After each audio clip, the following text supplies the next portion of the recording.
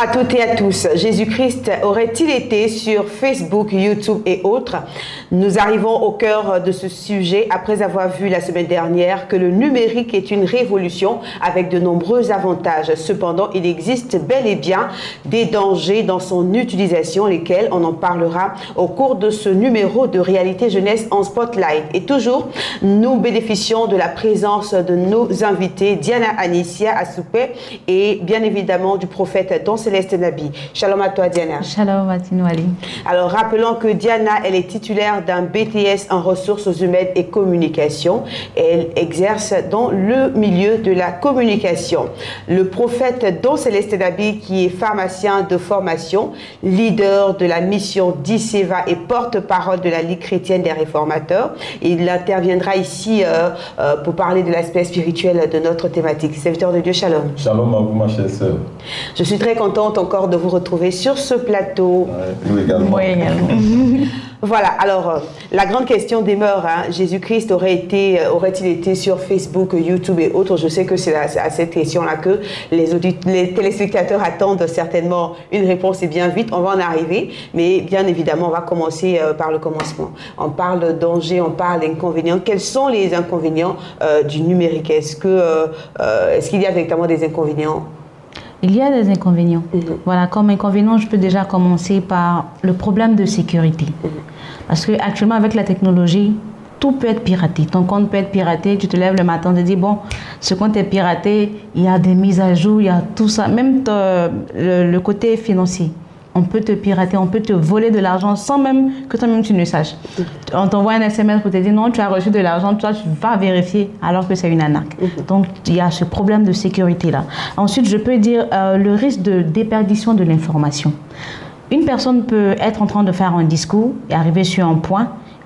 Les personnes peuvent juste prendre une petite partie et ils donnent d'autres explications à cette information. Même pas prendre toute la suite, juste pour vous faire du tort, juste pour vous faire du mal, juste pour carrément ruiner tout ce que vous faites. Donc il y a ce côté-là aussi. Et pour terminer, je peux dire, il y a les effets des ondes sur le cerveau et sur les yeux.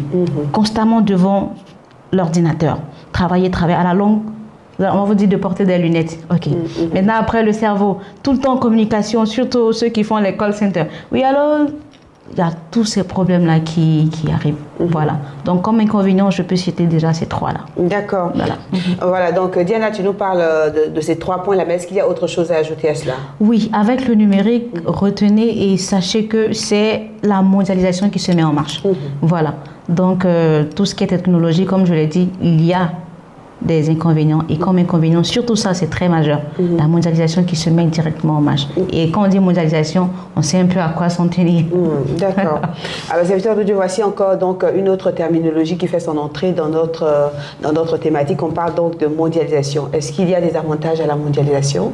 Déjà, il faut dire que la mondialisation, c'est un thème qui est très beau, mais dont certains aspects sont assez lucifériens, macabres et obscurs, voire même obscènes. Donc il y a le côté positif de la mondialisation et le côté obscur, négatif, dévastateur de la mondialisation. Et je le dis, avec la mondialisation, il y a de grands dangers et de gros risques. La mondialisation d'abord favorise le rapprochement des cultures et des peuples, ça c'est positif. La mondialisation favorise également l'ouverture sur le monde entier. Avec la mondialisation, l'ouverture sur le monde entier est vraiment accrue. Il y a aussi les cultures qui s'influencent les unes les autres, ce qui permet d'avoir un certain brassage, une certaine richesse au niveau socio-culturel, notamment au niveau du théâtre, au niveau du spectacle, des loisirs, etc., etc. Maintenant, avec la mondialisation, il y a aussi plus de créativité, encore plus de créativité aussi d'innovation. Avec la mondialisation, c'est l'abaissement des coûts des biens et des services. Ça, c'est positif. Avec la mondialisation, c'est l'accès facile aux cultures étrangères. Ça aussi, c'est noble. Avec la mondialisation, c'est également la délocalisation des emplois. Ça aussi, c'est noble. Mais avec la mondialisation, c'est aussi l'hégémonie de l'Occident. L'hégémonie de l'Occident. C'est aussi la perte de l'identité culturelle. Et ces deux aspects-là, c'est pas bon. Voilà, c'est pas bon. D'accord. Je ne vais pas aller plus loin que ça. Je suis à vous. D'accord. Alors, on va à présent parler donc des dangers du numérique pour la jeunesse, parce que nous sommes bien à une émission de jeunesse. Alors, danger, est-ce qu'il y en a, Diana? Est-ce qu'il y en a? Si oui, lesquels? Il y a effectivement des dangers. Comme je l'ai dit dans l'émission précédente, nous disons jeunesse, mais nous visons plus haut. Voilà, le monde entier. Donc, il y a des dangers, non seulement pour la jeunesse, mais aussi pour tout le monde, parce que tout le monde utilise actuellement tout ce qui est technologie. Donc, je vais commencer par dire qu'il y a une dépendance esclavagiste. Ça devient comme de la drogue. Quand il se lève le matin, le premier réflexe, c'est de voir le nombre d'SMS, donc ça devient vraiment comme voilà, de l'addiction. Parce qu'ils ne peuvent même pas se passer du téléphone. Il y a certaines personnes qui disent comme ça que tu peux oublier ta Bible, tu vas dire bon là c'est pas grave, quand ils vont prêcher, je vais retenir le message. Mais quand tu oublies ton téléphone, tu peux même reprendre tout ce qui est embouteillage, tout ce qui est bouchon pour juste aller prendre ton téléphone. Et ça c'est vraiment grave. La jeunesse fait cela, même les parents, même tout le monde fait ça. Tout le monde le fait. Voilà. Donc après cela, je peux dire aussi il y a le culte de la personnalité. Vendre son image n'importe où, à n'importe qui. Je peux dire, en fait, et ça c'est au détriment même des sacrifices. Hein. Ils vont se permettre de peut-être, là je dois m'écrire pour pouvoir prendre la pause, excusez-moi, pour la pause devant une voiture. Tout ça, c'est pas ta voiture. Et puis tout ce que tu as mis peut-être sur toi, peut-être même tu l'as même prêté à quelqu'un pour juste venir prendre la photo, pour que quelqu'un d'autre te voie. Voilà, quelqu'un d'autre te voie et pense, ah mais vraiment, cette personne elle est belle ou bien tout ça. Tout ça, ça sert à quoi? On se vend, c'est un peu aussi, je peux dire, c'est de la prostitution, si je peux dire ça comme ça. Voilà. Parce que tu te vends, tu veux que quelqu'un te regarde, tu veux attirer les regards sur toi, alors que la Bible nous dit d'être sobre. Ça aussi, c'est un danger. Je peux aussi dire, comme je l'ai dit tout à l'heure, la cyberprostitution. Tu es devant ton écran, une personne t'envoie une demande d'amis, ainsi de suite, tout se passe là. Et même avec le numérique, tu te prends une photo, il te dit, bon, envoie-moi une partie de ton corps, comme ça, tu envoies. Ça, c'est déjà parti. Tu ne sais même pas où l'image va se retrouver. Et si demain tu es appelé à être un président et on veut te noyer, on te sort cette photo-là et tu es carrément à terre. Donc, comme danger du numérique, je peux déjà citer cela. D'accord. Voilà. Homme de Dieu, est-ce que vous allez dans le même sens pour confirmer qu'il y a vraiment des dangers et puis lesquels encore? Absolument, j'abonde dans son sens. Vous savez, je vais vous faire une confidence. Avant... la sorcellerie se pratiquait peut-être la nuit, dans les ténèbres, dans l'obscurité, dans les forêts, dans les bois sacrés, tout ce qu'on sait là dans ce monde assez obscur. Mais maintenant, les démons, ils sont plus au village, les démons, ils sont plus dans la forêt, mais ils sont dans le portable, les démons. Les démons, ils sont dans la télé, les démons, ils sont dans les portables des enfants. Les démons, ils sont dans les bandes dessinées, les démons, ils sont dans ce milieu virtuel là. Et il faut également dire qu'avec le numérique, il y a des concepts et des pratiques dégradants qui ont vu le jour et qui prospèrent dans les nations, en particulier ici en Côte d'Ivoire, avec ce fameux mouvement dit les gérés des busy. Ces prostituées professionnelles de luxe qui se sont organisées en bandes et en entreprises. Sans parler des influenceuses. C'est la même gamme de prostitution dont j'abonde dans le sens de ma jeune soeur. Avec le numérique, c'est la cybercriminalité, une criminalité au niveau spirituel, au niveau doctrinal, au niveau financier. La Bible dit dans 2 Timothée 3, versets 1 à 5 et 6 même, que dans les derniers temps, il y aura des temps difficiles, les gens seront ennemis de Dieu, ils seront fanfarons, comme elle le dit, arrogants, blasphémateurs, irréligieux, insensibles, déloyaux, traîtres, emportés, etc., etc. Insensibles, mais ça ne s'arrête pas là. La Bible va jusqu'à dire, il en est parmi eux qui s'introduit dans les maisons et qui captive des femmes d'un esprit faible et borné, chargé de péché. Aujourd'hui, via le numérique, les gens ils rentrent dans les comptes bancaires des gens, ils les dépouillent. Aujourd'hui, via le numérique, les gens ils rentrent dans les maisons des gens, ils les dépouillent. Aujourd'hui, via le numérique, les gens rentrent dans la vie privée des gens, dans l'intimité des gens, dans les foyers des gens, etc., etc. Avec le numérique, c'est dangereux ce qui se passe là. Avec le numérique, autre conséquence, autre inconvénient, c'est la noyade morale et intellectuelle, ces images obscènes, la pornographie à travers le numérique, ces images, toutes ces choses qu'on ne peut plus maîtriser, tel un tsunami dévastateur au niveau moral qui s'abat sur les peuples, sur la jeunesse, mais c'est effarant. Avec la déscolarisation, la tricherie et le numérique, des gens qui ne bossent plus, qui vont composer avec les portables pour aller tricher, mais c'est déconcertant. La montée en puissance de l'incivisme avec tout le corollaire qui s'ensuit. Avec le numérique également, une autre conséquence majeure est née là, c'est le transhumanisme. Le transhumanisme. C'est-à-dire la fin du monde tel que nous l'avons connu jusqu'ici. C'est cela. La fin de la vie telle que nous l'avons connue jusqu'ici, pour le passage à une nouvelle civilisation, à une nouvelle ère, l'ère du Verseau, qui annonce celle de l'Antéchrist. Ça, c'est tout un autre sujet que je vais devoir aborder dans la suite des temps, parce que le risque, il est grand. Le transhumanisme. Le numérique est en train de favoriser, je dirais, la fabrication d'un autre type d'être humain. Les êtres humains sont en train d'être déformatés et réformatés, reprogrammés autrement. Avec le temps, il n'y aura rien d'humain en eux. Ce sera juste des intelligences artificielles, des êtres qu'on manipule. Donc il y a une face obscure derrière le numérique que les sachants savent et que le profane ignore. Lui, il pense que c'est un jeu. Mais je vais m'arrêter là. Voilà, donc Diana, j'en reviens à toi. On vient de parler de beaucoup de choses, des dangers réels donc, que représente le numérique aujourd'hui. Et quelle conduite faut-il tenir face à tout cela, à l'abus abusif ou catastrophique donc, du numérique? Je peux dire pour garder le bon côté du net, du numérique, c'est surtout renforcer la cybersécurité. Et le pays qui a le mieux réussi, comme le prophète l'a dit la semaine dernière, c'est l'Estonie. L'Estonie a mis en place par ses politiques les infrastructures centrales appelées X-Road. Voilà, ça ils ont mis ça en place pour pouvoir permettre une information libre et fiable. Voilà, là ça peut dire que les enfants peuvent aller s'informer, ils peuvent aller faire des recherches, c'est bien sécurisé, il n'y aura pas d'intrusion de sites pornographiques et autres. D'accord. Alors, que fait concrètement donc X-Road, comme vous venez de le dire, serviteur de Dieu, à quoi cela sert réellement? Déjà, il faut savoir que X-Road, c'est l'épine dorsale de l'Estonie. X-Road tient l'Estonie.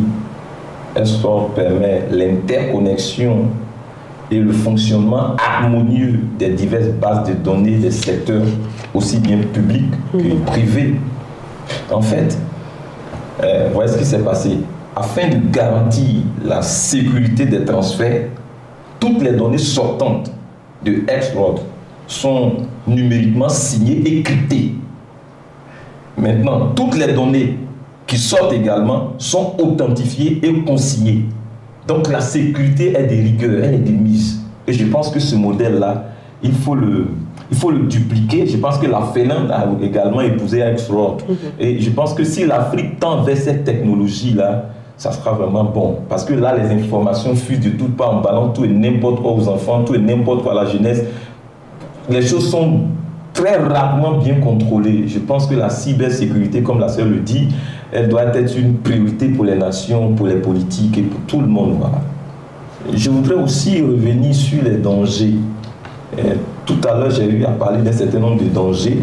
Et dans une de nos émissions, nous allons revenir sur les cultes via les réseaux sociaux et puis via la télévision. Nous allons revenir là-dessus. Ça, je vous fais cette promesse. Voilà, alors serviteur de Dieu, je vais revenir un peu en arrière quand même. Il faut dire, la semaine dernière, on a parlé donc de l'avantage du numérique par rapport aux entreprises, l'importance donc de la communication digitale pour les entreprises. Alors je voudrais savoir aujourd'hui, qu'en est-il pour les églises? Est-ce que les églises peuvent intégrer donc cette façon de faire? Mais il le faut absolument, les choses sont en train de bouger. On a vu ici avec le corona, lorsque le corona est venu, en France, par exemple, il était question de confinement et les églises ne pouvaient pas se réunir comme cela se devait, bien du moins comme auparavant, je peux dire.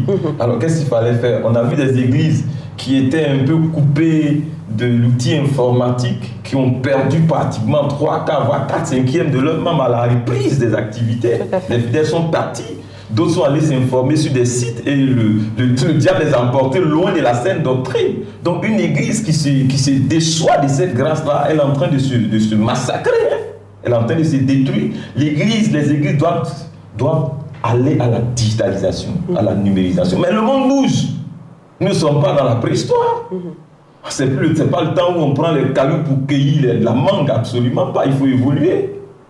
Il faut évoluer, il faut s'adapter à son temps. Et je crois que l'Afrique a beaucoup à faire à ce niveau. D'abord, nous devons nous instruire davantage. Et puis de 2, aller plus loin que ça, dans la manière même de s'instruire, en embrassant les nouvelles méthodes, les nouvelles stratégies que Dieu inspire à l'humanité. Voilà. D'accord, on va reprendre. Voilà, alors tout à l'heure, l'homme de Dieu a parlé de cybercriminalité. Est-ce que déjà Diana pourrait nous donner une petite explication? Bon, le prophète en a déjà parlé, mais comme cybercriminalité, hormis ce qui est de l'arnaque, enfin, je vais plus même me pencher sur l'arnaque, parce qu'il y a des personnes qui se sont vues le compte bancaire vidé à partir de peut-être quelques SMS échangés avec des personnes qui se disaient connaître. Il y a aussi des personnes qui prennent le profil d'une autre personne, pensant...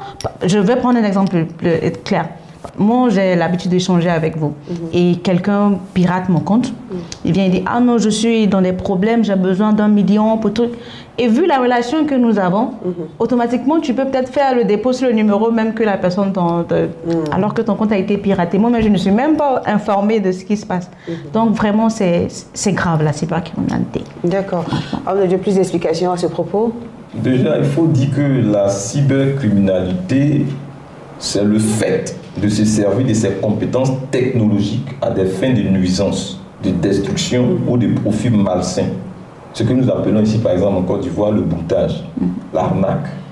Mais la criminalité, ce n'est pas seulement au niveau financier.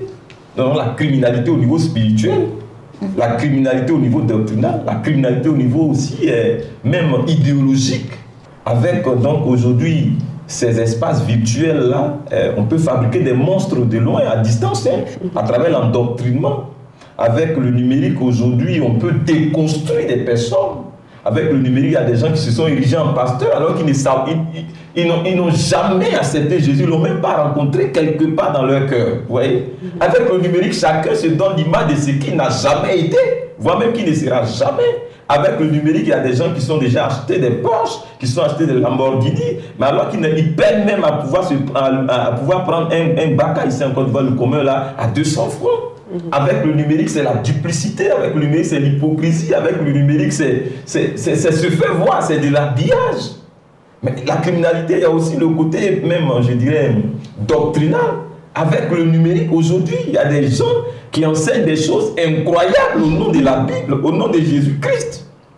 Avec le numérique, mais on peut ériger des sectes un peu partout dans le monde, mais c'est de la criminalité. Avec le numérique, on n'arrive même plus à épingler les sectes. Mais elles existent. Et elles travaillent. Donc elles prennent une connotation occulte. Je suis à vous. Jésus-Christ aurait-il été sur Facebook, YouTube et autres? On arrive donc à la question centrale, cerise donc sur le gâteau. Pensez-vous que si Jésus, Diana, était de notre ère, se serait-il abonné, n'est-ce pas, à donner à l'utilisation de l'outil informatique? Est-ce qu'il aurait été sur Facebook, sur YouTube, Instagram, et puis voilà, j'en passe, hein? Personnellement, ouais, voilà, personnellement, je me dis que Jésus serait sur les réseaux sociaux. Je m'explique. Pas qu'il aura peut-être un compte où il va animer avec des photos et tout ça, tout ça. Je me dis qu'il serait, et je me dis, il est déjà même parce qu'il y a des messages, il y a des évangélisations, il y a des chants, il y a des cantiques, il y a des prédications qui annoncent déjà. Il y a des messages même de repentance, de bénédiction. Donc je me dis que d'une part, Jésus est déjà là, puisque c'est... On parle là de sa personne, maintenant, si c'est de sa personne, il aurait, pour moi, il aurait en tout cas accès à Facebook, tout ça, YouTube et tout, voilà, et pour faire passer les enseignements, pour faire passer tout ce qui concerne la Bible, franchement, pour continuer l'évangélisation comme il faisait déjà dans la Bible, voilà. Oui, avec des bateaux, il partait par-ci, par-là, il marchait pendant longtemps. Donc là, il n'allait plus trop se fatiguer pour se déplacer, pour se déplacer et tout ça. Donc avec le numérique, et sûr, il allait atteindre tout le monde entier, voilà. Parce qu'avec le numérique, une seule information qui est poussée par le Saint-Esprit touche et on ne peut pas compter le nombre de personnes qui se convertirent en fait. D'accord. Donc à vous le Kohen Gadol. Qu'est-ce que vous en pensez? Est-ce que Jésus allait s'abonner sur Facebook, sur YouTube, sur Snapchat, sur Twitter et toutes ces choses? Ben, c'est une question très délicate. Hein.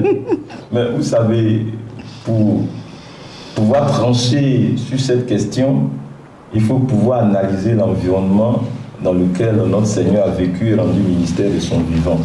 Et comparer cet environnement-là au nôtre, au niveau sociologique, au niveau politique, au niveau culturel, au niveau démographique, au niveau économique, au niveau structurel, etc., etc. Et vous savez quoi? À chaque fois que le Créateur a fait don d'une révolution technologique aux hommes, ce fut pour leur bonheur. Ce fut pour leur faciliter la tâche, mais aussi ce fut pour propulser l'évangile, pour le plein épanouissement du peuple de Dieu. Et en la matière, nul n'est censé ignorer comment la découverte de l'imprimerie par Gutenberg a révolutionné le monde entier et boosté les travaux de réforme de Martin Luther. Sans cela, les réformes auraient été très difficiles et les réformes n'auraient pas eu un tel impact que celui que nous savons. Grâce à l'imprimerie, la Bible a été sortie de prison pour être traduite par Luther, puis diffusée dans le monde entier.